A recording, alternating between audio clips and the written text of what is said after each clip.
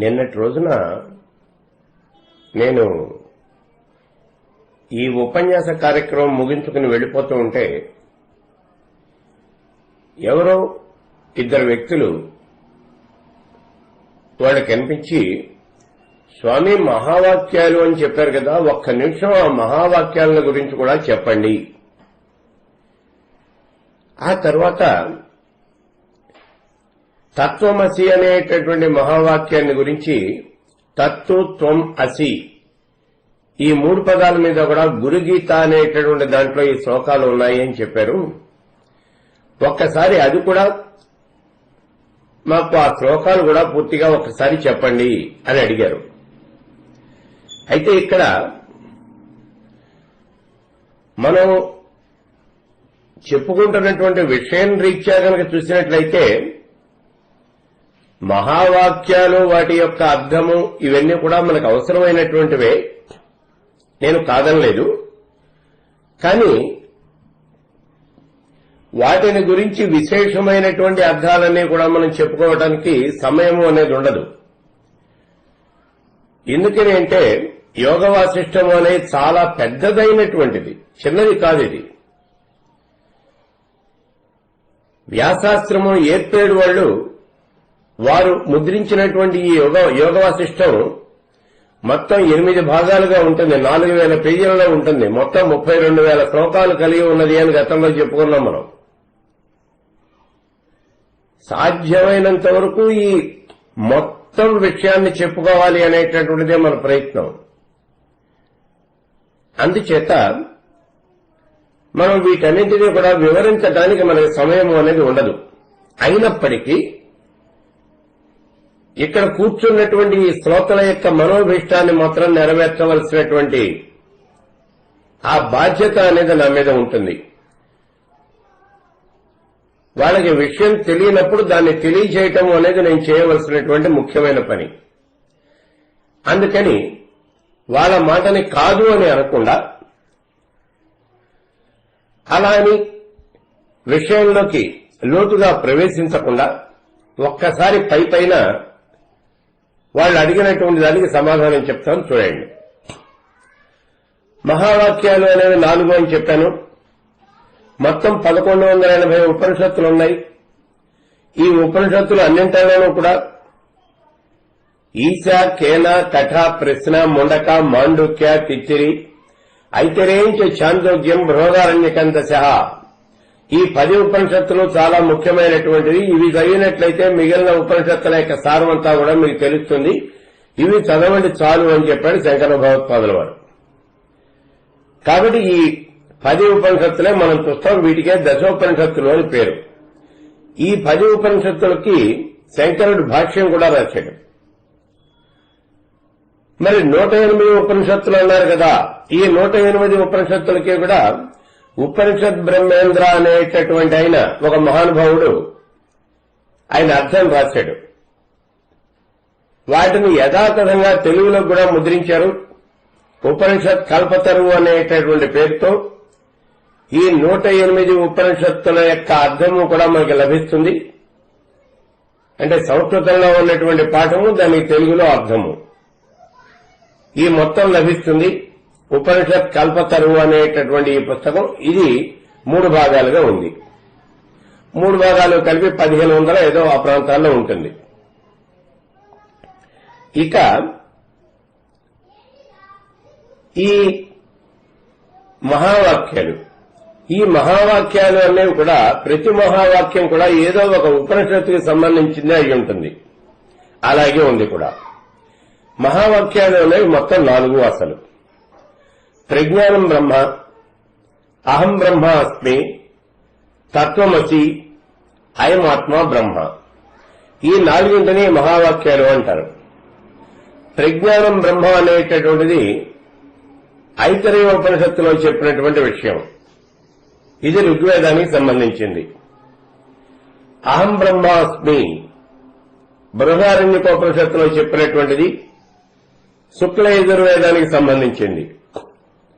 తత్వమసి ఛాందోగ్యోపనిషత్తుకు సంబంధించినటువంటిది, ఇది సామవేదంలో ఉంది. ఇక 4వది అయమాత్మ బ్రహ్మ. ఇది మాండూక్యోపనిషత్తులో ఉంటుంది. ఈ మాండూక్యోపనిషత్తు అథర్వణ వేదానికి సంబంధించినటువంటిది. ఇలా ఈ 4 వేదాలకి సంబంధించినటువంటివే ఈ 4 మహావాక్యాలు కూడా. ఈ మహావాక్యాలకు అన్నింటికీ అర్థం ఒకటే. మనం ఎలా చూసుకున్నప్పటికీ కూడా మహావాక్యాలకు అర్థము అనేది ఒకటే. ఈ మహావాక్యాలకు అర్థము అంటే ఆ అర్థం గనక కొద్దిగా మీకు లోతుగా కావాలి అన్నట్లయితే నేను రాసినటువంటి వేదాంత విద్యాసారథి అనేటటువంటి గ్రంథాన్ని చూడండి.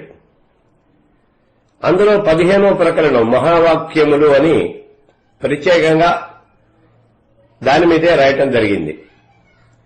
ఈ వేదాంత విద్యాసారథి అనేటటువంటి గ్రంథాన్ని ఉపన్యాసాలుగా చెప్పి నేను సీడీగా కూడా ఇవ్వడం జరిగింది. కాబట్టి ఆ సీడీని పెట్టుకుని మీరు విన్నప్పటికీ కూడా ఆ విషయం అనేది తెలుస్తుంది. ఇక్కడ ఈ 4 మహావాక్యాల అర్థం ఒకటే. అయితే తత్వమసి అనేటటువంటి మహావాక్యమే ఇందులో ముఖ్యమైనటువంటిది.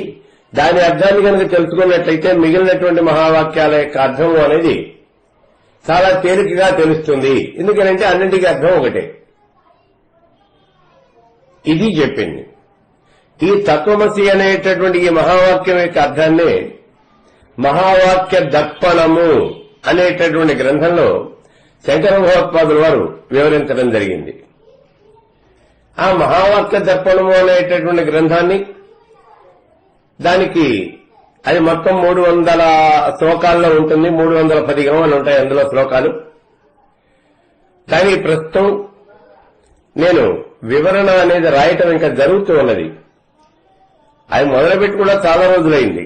కానీ మధ్య మధ్యలో ఏదో ఒక పని, ఏదో ఒక సీడీ చేయటం లేదా ఇంకో పుస్తకం రాయటం ఇలా జరుగుతూ దాన్ని మాత్రం మధ్య మధ్యలో పక్కన పెడుతూ మళ్లీ తీసి ఒక 2 శ్లోకాలకి ఈ అర్థం అనేది రాస్తూ మళ్లీ పక్కన పెడుతూ ఇలా జరుగుతూ ఉన్నది ఆ పని అనేది. సరే, మొత్తానికి పూర్తవుతుంది, త్వరలోనే పూర్తవుతుంది అది. దాని మీద కూడా నేను ఉపన్యాసాలు చెప్పి సీడీ అనేది ఇస్తాను. కాబట్టి మహావాక్యాల అర్థం పూర్తిగా కావాలి అంటే మహావాక్య దర్పణము అనేది నేను రాసే పుస్తకం బయటకు వస్తుంది. అలాగే నేను ఇచ్చేటటువంటి ఉపన్యాసాలు కూడా మీకు బయటకు వస్తాయి. దాన్ని పెట్టుకుని మీరు వినండి, మీకు సరిపోతుంది. ఇక గురుగీత అని చెప్పాను. ఈ గురుగీతలో మొత్తం మనకి 26 శ్లోకాల్లోనూ తస్మై శ్రీ గురవే నమః అనేటటువంటి మగుటంతో ఈ 26 శ్లోకాలు చెప్పడం జరిగింది. అందులో తస్మై శ్రీ గురవే నమః, అటువంటి ఆ గురువుకు నేను నమస్కారం చేస్తూ ఉన్నాను అని అంటాడు. అయితే ఇప్పుడు వాళ్ళు అడిగినటువంటి ప్రశ్న ఏమిటి అంటే అసలు ఈ గురుగీత అనేది ఎక్కడిది అని. వేదాంతమైనటువంటి పుస్తకాలు, వేదాంతానికి సంబంధించినటువంటి పుస్తకాలు చదవాలి అన్నా, ఈ వేదాంత ప్రవచనాలు వినాలి అన్నప్పటికీ కూడా ముందుగా గురుగీతని మనం చదవాలి అనేటటువంటిది మొట్టమొదటి సిద్ధాంతం. గురుగీత అనేది చదవాలి, గురువుకు నమస్కారం చేయాలి. ఈ గురుగీతని నిత్యము పారాయణ చేయటం అనేది కూడా జరుగుతూ ఉంటుంది. నిత్యము పారాయణ చేసేవాళ్ళు కూడా ఉన్నారు. అందుకే ఈ గురుగీతని మనకు ఉన్నటువంటి ఆశ్రమాలు ఉన్నాయి చూడండి. ఏర్పేడు వ్యాసాశ్రమం గాని, సుఖబ్రహ్మాశ్రమం గాని, లేకపోతే గణపతి సచ్చిదానంద స్వామి వారి ఆశ్రమం గాని, ఇంకొక ఆశ్రమం గాని, వీళ్ళందరూ కూడా ఏ ఆశ్రమం వాళ్ళకి వాళ్లే గురుగీత అనేది వాళ్ళు ప్రత్యేకంగా ఒకటి ముద్రించుకోవడం అనేది జరిగింది. అన్ని పుస్తకాల్లోనూ శ్లోకాలు 100 శ్లోకాలు 150 శ్లోకాలు అలా ఉండవు. ఎవరి గురుగీత వాళ్ళదే. అయితే శ్లోకాలు ఇవే. ఈ గురుగీత అనేది స్కాంద పురాణంలో చెప్పబడింది. అందులో ఉన్నటువంటి శ్లోకాలే వాళ్ళకి కావలసినటువంటి శ్లోకాలు తీసుకుని వాటిని వాళ్ళు ముద్రించుకోవటం అనేది జరిగింది. అంటే మొత్తం 300 శ్లోకాలుంటే ఆ 300 శ్లోకాలు వాళ్ళు తీసుకోలేదు. అందులో నుంచి కొన్ని శ్లోకాలు, కొంతమంది కొన్ని శ్లోకాలు తీసుకున్నారు, ఇంకొంతమంది ఇంకొన్ని శ్లోకాలు తీసుకున్నారు. కాబట్టి ఇలా 100 శ్లోకాలతో వేసుకున్న వాళ్ళు ఉన్నారు, 150 శ్లోకాలతో వేసుకున్నారు, 70 శ్లోకాలతోనే గురుగీతను ముద్రించుకున్నటువంటి వాళ్ళు కూడా ఉన్నారు. అయితే ఇక్కడ మనం గుర్తుపెట్టుకోవాల్సిన విషయం ఏమిటి అంటే వీళ్లు ఈ గురుగీతని నిత్యపారాయణ గ్రంథము అలా ముద్రించారు. ప్రతి వాళ్ళు కూడా తప్పనిసరిగా ప్రతి నిత్యము కూడా దీన్ని పారాయణ చేసి తీరాలి అన్నారు. దానికి వీలుగా ఆ శ్లోకాల యొక్క సంఖ్యని తగ్గించి నిత్యము పారాయణ చేసుకునేటందుకు వీలుగా దాన్ని ముద్రించుకోవడం అనేది జరిగింది. ఇలా గురుగీత అనేది బహుళ ప్రచారంలో ఉంది, సామాన్యంగా కాదు. ఆ గురుగీతలో నేను ఇప్పుడు మీకు తత్వమసి అనేటటువంటి ఈ మహావాక్యాన్ని గురుగీతలో చెప్పాడు అన్నాను. ఈ తత్వమసి అనేటటువంటి ఈ మహావాక్యంలో 3 పదాలు ఉన్నాయి. తత్తు, త్వము, అసి. ఈ 3 పదాలు కూడా 3 శ్లోకాల్లో చెప్పారు. ఆ గురువు యొక్క గొప్పతనాన్ని వివరిస్తూ ఉన్నారు. చూడండి, గురువు సామాన్యమైనటువంటి వాడు కాదు అని చెప్పి ఈ గురుగీతలో చెప్తూ ఉన్నారు. సంసార వృక్షమారూఢ పతంతి నరకార్ణవే యత్తానుద్ధరతే సర్వాన్ తస్మై శ్రీ గురవే నమః అని అంటూ ఇందులో 22వ శ్లోకం దగ్గర ప్రారంభం అవుతుంది తస్మై శ్రీ గురవే నమః అని. 49వ శ్లోకం దాకా ఈ తస్మై శ్రీ గురవే నమః అనేటటువంటి ఈ మగుటంతోనే నడవటం ఈ శ్లోకాలని కూడా నడుస్తాయి. గురు బ్రహ్మ, గురు విష్ణు, గురుదేవో మహేశ్వర, గురు సాక్షాత్ పరబ్రహ్మ తస్మై శ్రీ గురవే నమః. అజ్ఞాన తిమిరాంధస్య జ్ఞానాంజన శలాకయ చక్షురున్మీలితం యేన తస్మై శ్రీ గురవే నమః. ఇలా 3 శ్లోకాలు చెప్పి ఇప్పుడు 4వ శ్లోకం దగ్గర నుంచి ఇక్కడ చెప్తూ ఉన్నట్టు చూడండి. అఖండ మండలాకారం వ్యాప్తం యేన చరాచరం తత్పదం దర్శితం యేన తస్మై శ్రీ గురవే నమః. ఇక్కడ తత్ అనేటటువంటి విషయాన్ని చెప్తూ ఉన్నాడు. తత్పదవాచ్యుడైనటువంటి ఆ పరమాత్మని దర్శింపచేసేటటువంటి ఆ గురువుకు నేను నమస్కారం చేస్తూ ఉన్నాను అని చెప్తూ ఉన్నాడు. తత్పదం దర్శితం యేన తస్మై శ్రీ గురవే నమః. స్థావరం జంగమో వ్యాప్తం యత్కించిత్ సచరాచరం త్వం పదం దర్శితం యేన తస్మై శ్రీ గురవే నమః. ఇప్పుడు త్వం అనేటటువంటి ఆ పదాన్ని చెబుతూ ఉన్నాం కదా, ఆ త్వం పదం చేత చెప్పబడుతూ ఉన్నటువంటి ఆ జీవుడి యొక్క స్వరూపాన్ని దర్శింపజేసేటటువంటి ఆ గురువుకు నేను నమస్కారం చేస్తూ ఉన్నాను. చిన్మయం వ్యాపితం సర్వం త్రైలోక్యం చ సచరాచరం అసిత్వం దర్శితం యేన తస్మై శ్రీ గురవే నమః. అసి అనేటటువంటి పదం ద్వారా ఎవరు ఈ చరాచర జగత్తును అంతా వ్యాపించి ఉన్నటువంటి ఈ చైతన్యాన్ని మనకి దర్శింపజేస్తూ ఉన్నారో అటువంటి సద్గురువుకు నేను నమస్కారం చేస్తూ ఉన్నాను అని ఈ 3 శ్లోకాల్లోనూ కూడా తత్వమసి అనేటటువంటి ఈ మహావాక్యాన్ని వివరిస్తారు. మళ్ళీ చూడండి ఒకసారి. అఖండ మండలాకారం వ్యాప్తం యేన చరాచరం తత్పదం దర్శితం యేన తస్మై శ్రీ గురవే నమః. స్థావరం జంగమో వ్యాప్తం యత్కించిత్ సచరాచరం త్వం పదం దర్శితం యేన తస్మై శ్రీ గురవే నమః. చిన్మయం వ్యాపితం సర్వం త్రైలోక్యం చ సచరాచరం అసిత్వం దర్శితం యేన తస్మై శ్రీ గురవే నమః. ఇలా తత్వమసి అంటే ఆ మహావాక్యాల అర్థాన్ని మనకి బోధించేటటువంటి వాడు అతడు గురువు. అటువంటి సద్గురువుని ఆశ్రయించి ఈ విషయం అంతా కూడా మనం తెలుసుకోవాలి అనేటటువంటి విషయాన్ని మనం గతంలో చెప్పుకున్నాం. ఇప్పుడు చెప్తూ ఉన్నాడు ఈ వశిష్ఠ భగవానుడు, ఓ రామచంద్ర, చెట్టు మూడులాగా అచేతనమైనటువంటిది ఈ దేహం అంటే ఈ లోకంలో ఉండేటటువంటి విషయ వాంఛలన్నీ కూడా అనుభవించడానికి ఈ దేహమే రథం. ఈ దేహానికి ఉన్నటువంటి ఇంద్రియాలు ఏవైతే ఉన్నాయో ఆ ఇంద్రియాలేనయ్యా ఇక్కడ ఈ రథానికి కట్టినటువంటి గుర్రాలు. ఇక్కడ మరి ఆ గుర్రాలకి కళ్ళెము ఏమిటి? మనస్సే ఈ గుర్రాలకి కళ్ళెము. మరి ఈ రథంలో కూర్చున్నది ఎవరు? ఈ విషయాలన్నీ కూడా అనుభవించేటటువంటి దేహి అయినటువంటి పురుషుడు, దేహాన్ని ధరించినటువంటి ఆత్మ ఏదైతే ఉన్నదో అదేనయ్యా ఇక్కడ రధికుడు అంటే. ఓ రామచంద్ర, ఇక్కడ ఆత్మ అని చెబుతున్నాం చూడు, యథార్థంగా కనుక చెప్పుకోవాలి అంటే ఈ ఆత్మ అనేది సాక్షాత్తు పరమేశ్వర స్వరూపమే అయ్యింది. ఈ రకంగా నువ్వు ఆ పరమాత్మ స్వరూపుడవేనయ్యా. ప్రతి మానవుడు కూడా నేను ఆ పరమాత్మ స్వరూపుణ్ణే, అయినప్పటికీ అజ్ఞానంతో ఈ లోకంలో నేను విహరిస్తూ ఉన్నాను అనేటటువంటి బుద్ధితో అతడు ఆలోచన అనేది చేయాలి. ఎప్పుడైతే ఈ బుద్ధితో అయిన ఆలోచన అనేది చేస్తూ ఉన్నాడో అప్పుడు ఆత్మతత్వాన్ని అతడు గ్రహించగలుగుతాడు. ఎప్పుడైతే ఆత్మతత్వము అనేది ఇతనికి బోధపడిందో ఈ చరాచర జగత్తంతా కూడా క్రీడ అవుతుంది. అందుకే మనం చెప్తూ ఉంటాం చూడండి, ఈ జగత్తంతా కూడా పరమేశ్వరుడి దృష్టిలో ఒక ఆట అని అంటాం మనం. ఎందుకని పరమేశ్వరుడి దృష్టిలో ఆట?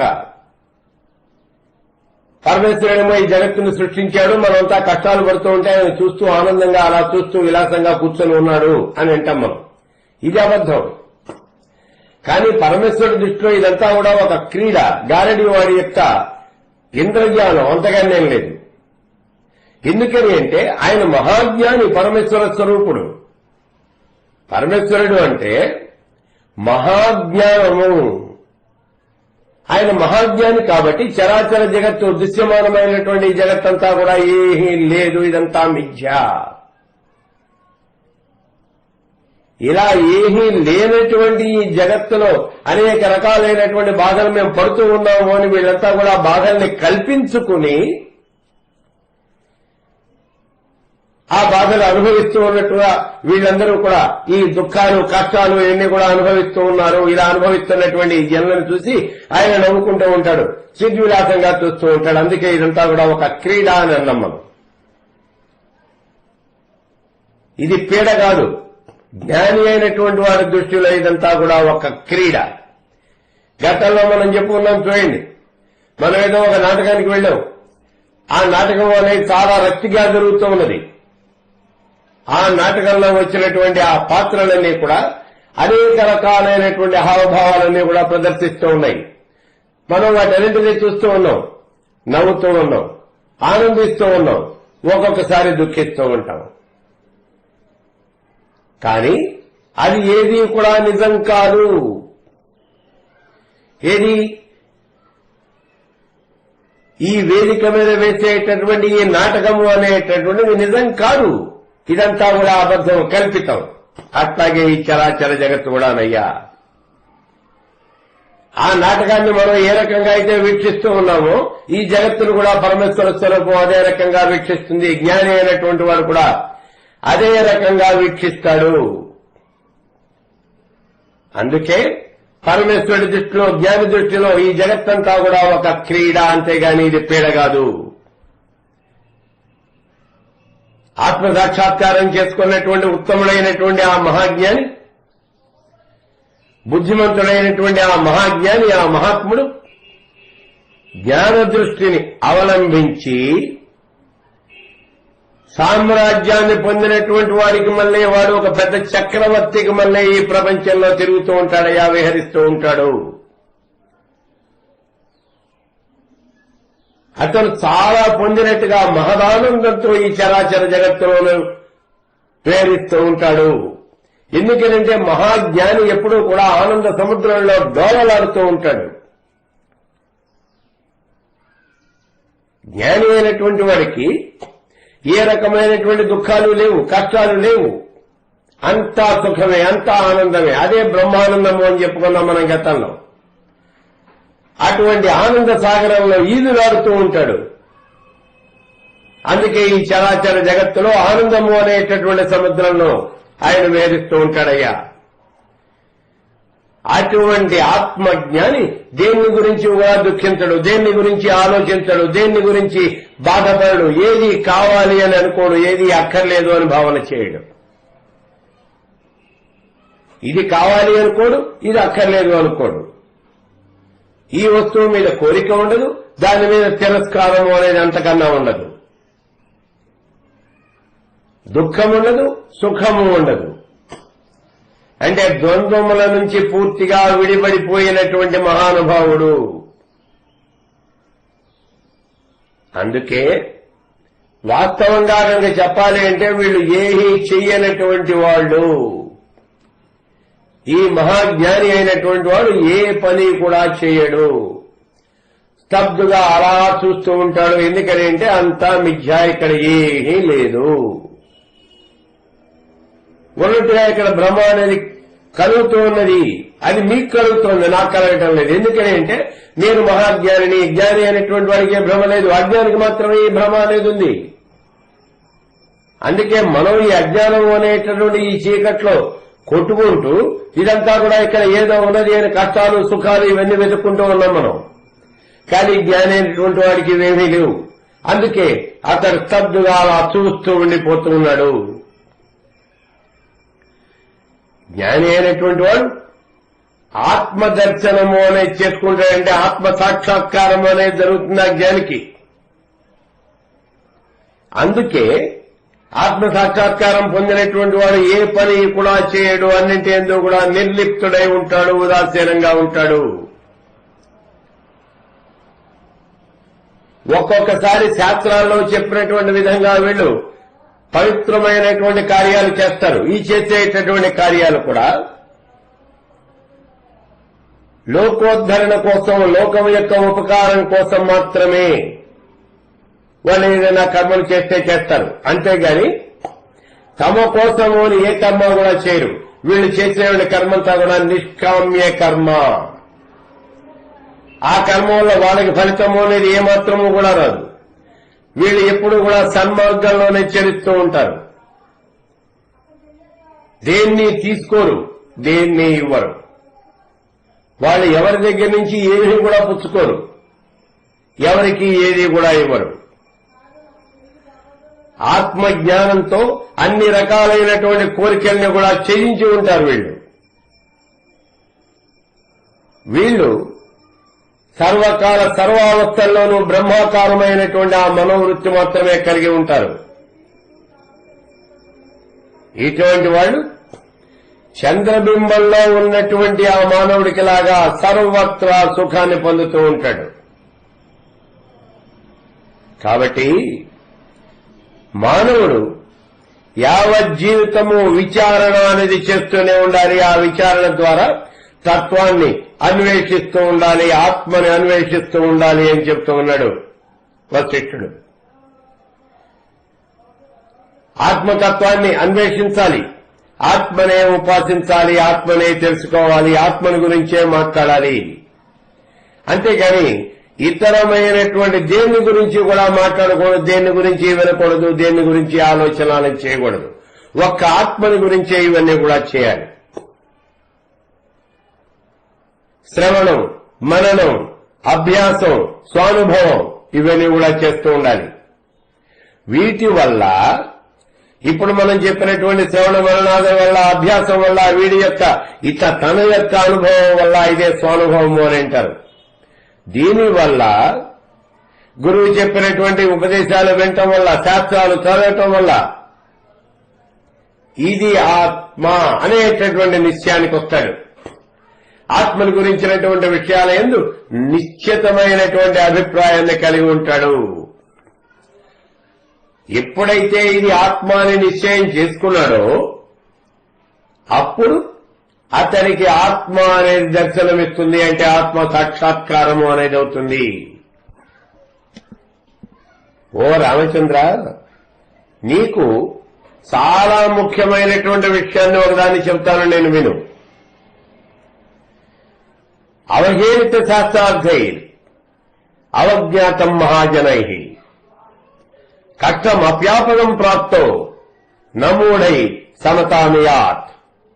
ఓ రామచంద్ర, శాస్త్రాలని అవహేళన చేసేటటువంటి వాడు, దాంట్లో చెప్పినటువంటి అర్థాలకి విపరీతమైనటువంటి అర్థాలు చెప్పేటటువంటి వాడు, శాస్త్రార్థాన్ని తిరస్కరించేటటువంటి వాడు, జ్ఞానులైనటువంటి వాళ్ళని అవమానించేటటువంటి వాడు, వాళ్ళని ఉపేక్షించేటటువంటి వాడు, వీళ్ళంతా కూడా పరమ మూర్ఖులయ్యా. వీళ్ళంతా కూడా తాము చాలా తెలివిగల వాళ్ళము గొప్పవాళ్ళము అని భావన చేస్తూ ఉంటారు. కానీ నిజంగా చెప్పాలంటే వీళ్ళంతా ఒట్టి మూర్ఖులు.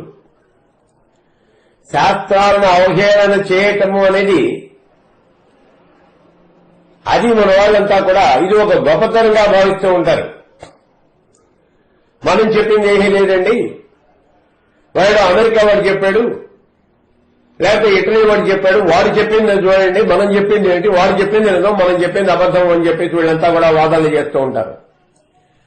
అసలు మనం ఏం చెప్పాము అనేది మీరు ఎప్పుడన్నా చదివేడిస్తే మీకు అర్థమవుతుంది. మీరు అటువంటి పని చేయరు. ఎంతసేపు మీకు అమెరికా వాడు ఏం చెప్పాడు అనేటటువంటి విషయం మీదే తప్పించే దృష్టి మన భారతీయ తత్వం మీద వీళ్ళకి శ్రద్ధ అనేది, అభిమానం అనేది, ఆ యొక్క నమ్మకం అనేది ఉండదు. మన మీద మనకి నమ్మకం ఉండదు. బయట వాడు ఎవరో వచ్చి నీ బలం పతివ్రతరా అని చెప్పి ఆ నిజమే కావాలి అని అనుకుంటాడు వీడు. అటువంటి దుర్మార్గమైనటువంటి దుస్థితిలో ఉన్నారు వీళ్ళందరూ కూడా. అందుకే శాస్త్రాలను అవహేళన చేస్తూ ఉంటారు. చూడండి, వీళ్ళని ఎప్పుడూ కూడా క్షమించకూడదు. అసలు శాస్త్రాన్ని అవహేళన చేసేటటువంటి వాళ్ళు సాధు పొందాలైనటువంటి వాళ్ళు, మహాజ్ఞానులు, అటువంటి వాళ్ళని అవమానం చేసేటటువంటి వాళ్ళు, వాళ్ళని ఉపేక్ష చేసేటువంటి వాళ్ళు, వీళ్ళు నిజంగానే చెప్పాలంటే దేశానికి పట్టినటువంటి చీడ పురుగులు అనమాట వీళ్ళు. అందుకే ఇక్కడ వశిష్ఠుడు చెప్తూ ఉన్నాడు, రామచంద్ర ఇటువంటి వాళ్ళు ఉన్నారు, వీళ్ళు మూర్ఖులు. మూర్ఖుల కన్నా కూడా ఇంకా నీచమైనటువంటి స్థితిలో ఉన్న వాళ్ళయ్యా. ఎట్టి పరిస్థితుల్లోనూ కూడా ఇలాంటి మూర్ఖులతో సాంగత్యము అనేది నువ్వు చేయవద్దు అని చెప్తూ ఉన్నాడు. ఎటువంటి పరిస్థితుల్లోనూ ఎంత కష్టం వచ్చినప్పటికీ కూడా ఈ మూర్ఖులతో, ఇటువంటి వాళ్ళతో నువ్వు సాంగత్యం అనేది చేయకూడదు. ఎన్ని కష్టాలు వచ్చినప్పటికీ, చివరికి నీ ప్రాణం పోయేటటువంటి సమయం వచ్చినప్పటికీ కూడా ఇలాంటి మూర్ఖులతో మాత్రం నువ్వు సాంగత్యం అనేది చేయకూడదయ్యా అని చెప్తున్నాడు. ఈ మాట రామచంద్రుడికి కాదు చెప్తూ ఉన్నది, మనకి చెప్తూ ఉన్నాడు. శాస్త్రాలను అవహేళన చేసేవాళ్ళు, జ్ఞానుల్ని ఉపేక్షించేవాళ్ళు, అవమానించేవాళ్ళు ఎవరైతే ఉన్నారో వాళ్ళందరూ కూడా మూర్ఖులు, వాళ్ళ యొక్క సాంగత్యం అనేది మీరు చేయొద్దు అని మనకి చెప్తూ ఉన్నాడు ఇక్కడ ఈ వశిష్ఠ మహర్షి. చూడండి, చాలా చాలా ముఖ్యమైనటువంటి విషయాన్ని చెప్తూ ఉన్నాడు ఇక్కడ.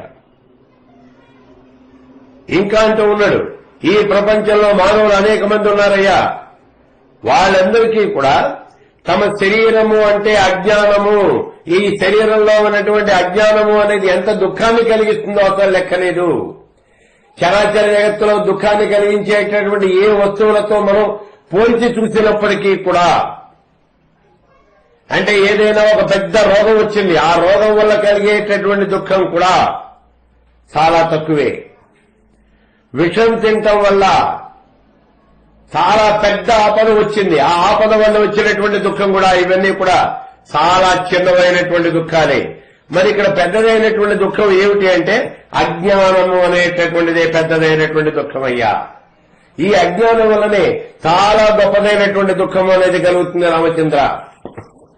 కాబట్టి ఈ చరాచర జగత్తులో అజ్ఞానం వల్ల కలిగేటటువంటి దుఃఖము అనేది ఎంత గొప్పది అంటే, దాని ముందు నీకు ప్రాణాపాయం వచ్చినప్పుడు కలిగేటువంటి దుఃఖం కూడా చాలా చిన్నది, ఇది చాలా తక్కువైనటువంటిది. నీకు తిరుగులేనటువంటి తగ్గనటువంటి రోగం వచ్చింది, అప్పుడు కలిగేటటువంటి దుఃఖం కూడా చాలా తక్కువైనటువంటిది. కానీ అజ్ఞానం వల్ల కలిగేటటువంటి దుఃఖం అనేది ఉన్నదే, ఇది చాలా పెద్దదైనటువంటి, గొప్పదైనటువంటి, మహా దుర్మార్గమైనటువంటి దుఃఖమయ్యా ఇది. ఓ రామచంద్ర, మనం దాటడానికి కూడా వీలు లేనటువంటి ఆపదలు, పెద్ద పెద్ద ఆపదలు ఇవి మనకి చాలా ఉన్నాయి. అయితే అటువంటి ఆ పెద్దమైనటువంటి, ఆ గొప్పమైనటువంటి ఆ ఆపదలు, అలాగే మనం పొందుతూ ఉన్నటువంటి నీచమైనటువంటివి, నీచాతి నీచమైనటువంటి జన్మలు, ఇవన్నీ కూడా ఎక్కడి నుంచి వస్తున్నాయి, ఎందుకు వస్తున్నాయి అనుకుంటున్నామయ్యా? మనం పొందుతూ ఉన్నటువంటి ఈ ఆపదలు గాని, ఈ నీచాతి నీచమైనటువంటి ఈ జన్మలు గాని ఎందుకు వస్తున్నాయి, ఎక్కడి నుంచి వస్తున్నాయి అనుకుంటున్నావు నువ్వు రామచంద్ర? ఇవన్నీ కూడా ఈ శరీరము అనేటటువంటి వృక్షం ఉంది చూడండి, ఈ శరీరము అనేటటువంటి వృక్షానికి ఉన్నటువంటి అజ్ఞానం, ఈ అజ్ఞానం వలన ఇవన్నీ కూడా వస్తూ ఉన్నాయి నీకు. కాబట్టి ఓ రామచంద్ర, అజ్ఞానము అనేటటువంటిది చాలా దుర్మార్గమైనటువంటిది. ఈ అజ్ఞానం వల్లనే నీకు అన్ని రకాలైనటువంటి దుఃఖాలు, బాధలు, కష్టాలు అన్నీ కూడా కలుగుతూ ఉన్నాయి. నీచమైనటువంటి జన్మలన్నీ కూడా వస్తూ ఉన్నాయి. నువ్వు భరించలేనటువంటి ఆపదలన్నీ కూడా ఈ అజ్ఞానం వల్లనే నీకు సంప్రాప్తమవుతూ ఉన్నాయి. ఓ రామచంద్ర, నీకు ఒక్క మాట చెప్తాను విను. ఈ అజ్ఞానంతో జీవితాన్ని మాత్రం నాశనం చేసుకోకూడదయ్యా. అంటే అజ్ఞానాన్ని వదిలించేసుకోవాలి, అజ్ఞానాన్ని నాశనం చేసుకోవాలి అని చెప్తూ ఉన్నాడు. నాశనం చేసేయాలి ముందు. ఓ రామచంద్ర, నీకు ఓ మాట చెప్తాను విను. వరం శరావహస్తస్య చండాలా దారవీధిషు భిక్షార్థమటనం రామ నమౌర్గ్యహత జీవితం. ఓ రామచంద్ర, బొచ్చే చేత్తో పట్టుకుని చండాలను ఉండేటటువంటి వీధిలోకి వెళ్లి అడుక్కోవడం నయమయ్యా. ఈ అజ్ఞానము అనేటటువంటి దాన్ని భరించే కన్నా, అంటే అజ్ఞానంలో పడి కొట్టుమిట్టాడే కన్నా, ఒక బొచ్చని చేత్తో పట్టుకుని చండాలను ఉండేటటువంటి వీధుల్లోకి వెళ్లి భిక్షాటనం చేయటం అనే చాలా సుఖమైనటువంటి పని. ఓ రామ, వరం ఘోరాంధకూపేషు కోటరేష్వేవ భూరుహాం అంధకేతుతో మేకాంతే నమౌర్ఘ్యం అతి దుఃఖదం. ఓ రామచంద్ర, ఏకాంతంగా ఉన్నాడు. భయంకరమైనటువంటి అంధకారంతో కూడుకుపోయినటువంటి నూతులయందు, చెట్ల తొర్రలయందు, కళ్ళు లేనటువంటి గుడ్డిదైనటువంటి కీటకంగానైనా సరే చరించవచ్చు.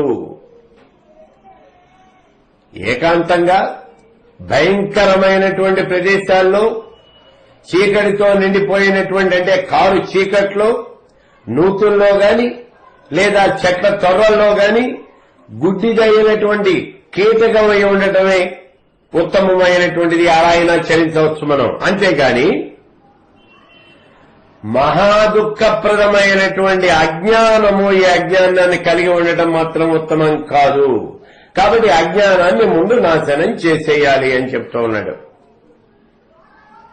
వరం ఘోరాంధకూపేషు కోటరేష్వేవ బురుహాం అంధకేతుత్వమేకాంతే నమౌర్ఘ్యం అతి దుఃఖదం.